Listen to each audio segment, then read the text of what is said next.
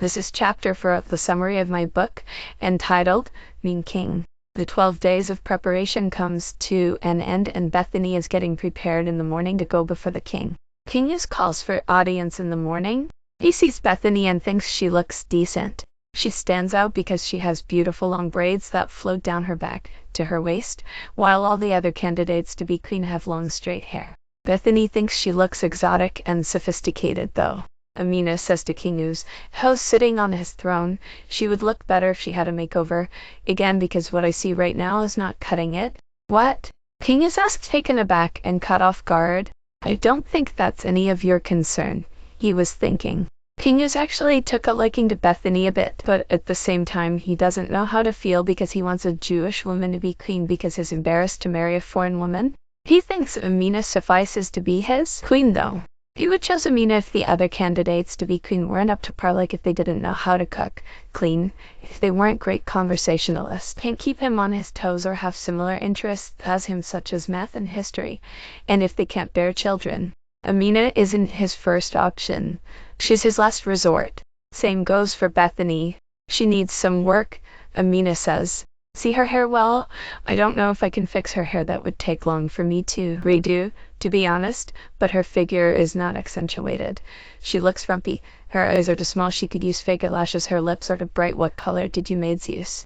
Amina says, looking at the maidservants. The maidservants just kept quiet because King didn't ask them to explain themselves. She needs a more subtler color lipstick, Amina continued. Then Bethany's inner dialogue was, I get the point, and look at you, Amina, who resembles John Cena. You're manly, and you have the nerve to talk about my appearance? How dare you? Bethany just remained silent, waiting to see what King would do, but she hoped he wouldn't let Amina do the makeover on her. However, she had a feeling he would let Amina do the makeover on her. King says, yeah, it looks like you need another makeover, to Bethany. So, I'm not fine the way I am right now. Also, here he goes again, choosing Amina over me. I don't like this guy. I just think it's best if I give him another chance. I remember what Rebecca and I talked about in the kitchen recently. I think I can put aside the fact that I don't like him for now. Plus, I really want him to choose me so I can give my mom and a better life and live in luxury, live posh and glamorous and stuff. I'm here and I have an opportunity to have a better life if I'm chosen to be queen, so the first just give King another chance, Bethany thinks to herself. Then Amina, who is elated, says yes, and another candidate to be queen by the name of Deborah smiles widely at her and puts up her hand as if to say, give me a high five. And Deborah says, girl, high five? Girl, if you don't, then the two friends high five each other. Amina's inner dialogue is, let me keep my composure to make it seem like I actually want to impress King and that I don't want to cause drama when, really, I think I like Bethany. I think I have feelings for her. I like how she's demure, quiet, and innocent. I wonder how I can get her to like me. It will be hard because she seems hard to get, but I'ma try, best believe, I'ma try. Wow, I'm so hip. So King lets Amina go to a room to do the makeover on Bethany. The big room that two females go in looks like a dressing room. The staff and maidservants didn't go into the room with them because they wanted to see the finished product of the makeover. First things first, Amina starts as she sees a closet with female clothes in it across the room. Take it off, Amina finishes, looking at Bethany with determination in her eyes. Bethany just looks at her and thinks, is she for real? I'm not undressing in front of Amina. I'm not into that. Why are we the only ones in here? What if Amina tries something? No, Bethany responds. Then Amina says, I said take it off. Bethany's inner dialogue is, but wait, I just told Amina no. Who does this girl think she is? Why should I do exactly what she says? I think we're the same age. She's not my elder, she's not related to me, and she's definitely not King So Bethany says, how old are you anyways? Like, really? If you're my age or younger than me, I don't think it's right for you to boss me around. I have free will. It's a free country. Then Amina replies, I'm 18, plainly. Then Amina's inner dialogue is, wait, why did I tell her my age? How did I let her get to me like that? I'm the one in charge here. Amina is about to cry because she doesn't let people push her around or get to her. We could do this the easy way or the hard way. Amina tells Bethany. Bethany sees this isn't really going anywhere, like it's going in circles, so she decides to do it, under one condition.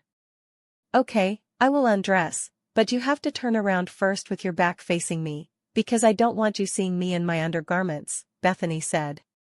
Amina was thinking of refusing to do what Bethany said but didn't think King Uz would still like her, if he found out she persuaded Bethany to let her see her in her undergarments. Also Bethany looked intimidating, so Amina says, okay, and turns around with her back facing Bethany.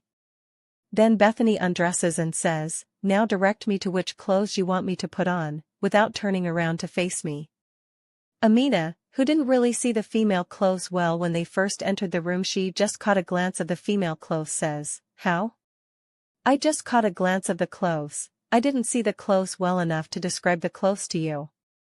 Bethany, who really doesn't want Amina to see her in her undergarments but realizes that they're both females and she's gotten down to her undergarments in front of other females before for phys ed in elementary to high school, so it wasn't really a big deal, says, fine, you can turn to face me. So Amina, who's happy that she got her way, turns to face Bethany. Then she heads inside the closet and gets some articles of clothing, which was an orange dress with frills and neon-colored stilettos. Then Amina does Bethany's makeup and hair. When Amina is done with Bethany's makeover, she informs one of King's staff.